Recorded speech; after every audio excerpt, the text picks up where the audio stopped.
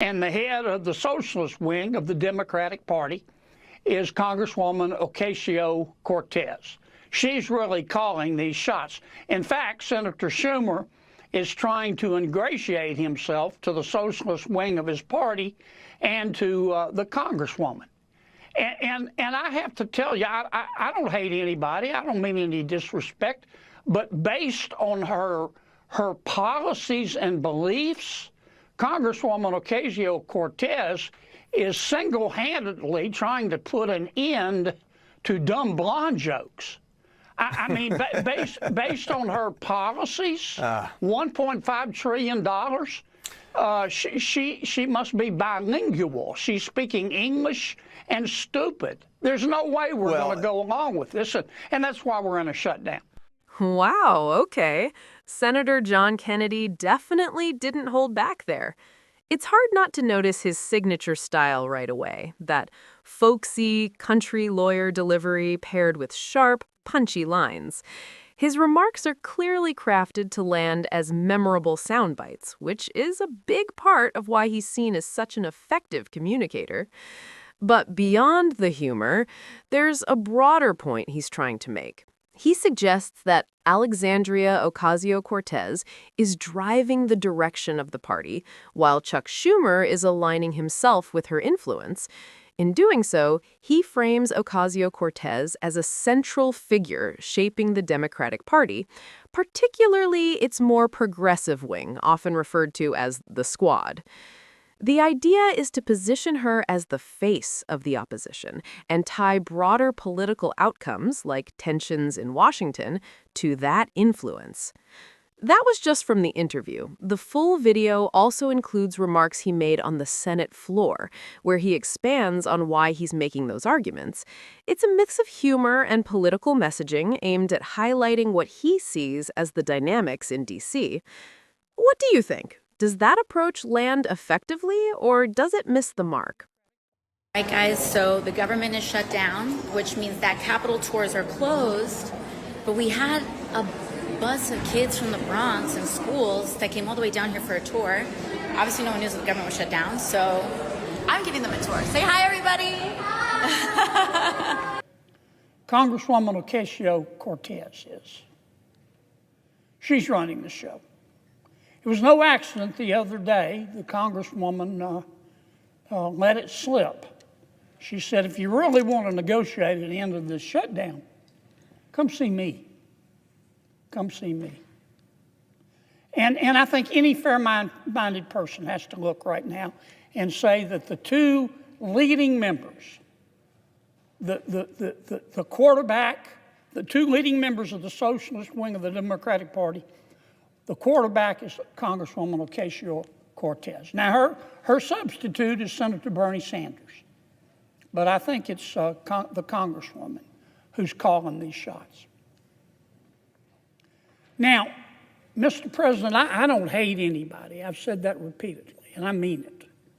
I like all of my colleagues. I look for grace wherever I can find it. When I say my prayers, I do, every single time. I ask God, don't let me hate, because it's hard sometimes. It's hard up here. But I do. I say, God, don't let me hate. And I certainly don't hate Congresswoman Ocasio-Cortez. I want to make that very clear. She has the right to her opinion.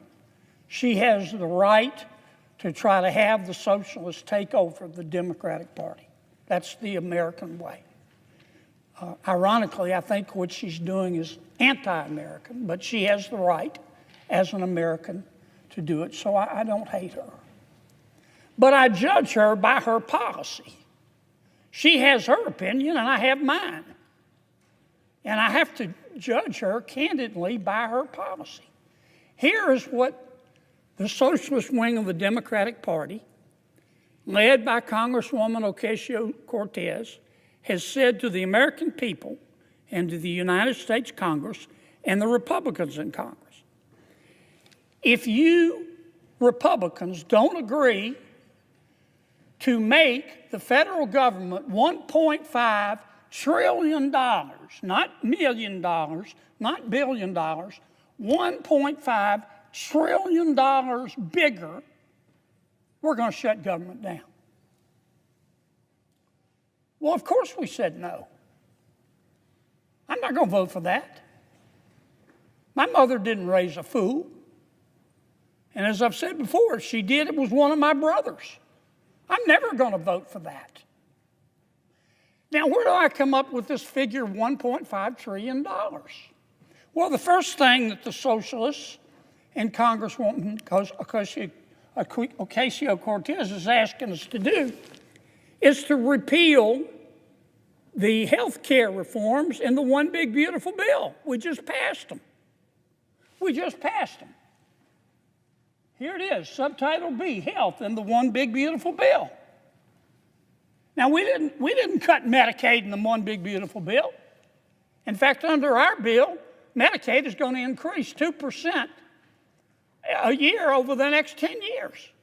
We found $3.6 million for pastry cooking classes and dance focus groups for male prostitutes in Haiti. I kid you not. I'm not making this up. That was in the budget under President Biden. We took it out. Congresswoman Ocasio-Cortez in the socialist wing, the loon wing of the Democratic Party, says we're going to shut down government until you put it back in. $4.2 million. We took it out. The Congresswoman and the socialist wing of their party says we've got to put that back in for the open government. $4.2 million for lesbian, gay, bisexual, transgender, queer, and intersex people in the Western Balkans and Uganda. I could spend the rest of the afternoon here. We took all that out. It upset Congresswoman Ocasio-Cortez. It upset the socialist wing of her party. And now All right, you've just watched the full compilation, and this is where everything comes together, where the humor connects directly to the policy. And honestly, it gets even more striking. The message is essentially, if the jokes caught your attention, wait until you hear the policies behind them. On the Senate floor, John Kennedy leans into visuals, referencing documents and reading out specific spending items. The examples he highlights are deliberately chosen to sound surprising. Millions allocated to niche international programs that, to many listeners, come across as unusual or hard to justify. This is a classic argument about government spending. By spotlighting specific line items that seem questionable or out of touch, he makes the issue feel more concrete and relatable. To the average person, these examples can sound excessive or confusing, which strengthens his point about potential misuse of taxpayer funds. Then he ties it all together. He frames the broader political conflict, like a government shutdown, as being connected to disagreements over spending priorities. In his telling, these highlighted programs become symbols of what he views as misplaced priorities, contrasting them with the needs of American citizens. It's a strategic communication style. Instead of presenting a dense, technical policy argument, he uses vivid, memorable examples to make his case. The approach invites the audience to question whether such spending makes sense and challenges opponents to defend it in simple terms. Overall, it's less about detailed policy breakdowns and more about shaping perception, using humor and striking examples to argue that certain priorities are out of step with the public.